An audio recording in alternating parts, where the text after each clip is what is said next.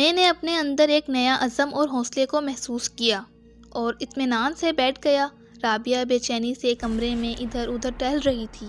اس کا اندازہ مجھے کچھ وقفے سے پیدا ہونے والی آوازوں سے ہو رہا تھا۔ جب وہ اپنا ہاتھ بے صبری سے دروازے پر مارتی، گویا وہ اپنی بے بسی کا اظہار کر رہی تھی، کیونکہ میں نے اسے بہت زور دے کر اپنے دوست کے سامنے آنے سے منع کیا تھا، اور اب ایک طویل انتظار اسے کوفت میں مبتلا کر رہا تھا۔ وہ میرے اشارے کی منتظر تھی۔ کمرے کے اندر پیدا ہونے والی آوازوں پر میرے دوست نے کوئی خاص دھیان نہیں دیا۔ وہ میرا بے حد پرانا دوست تھا۔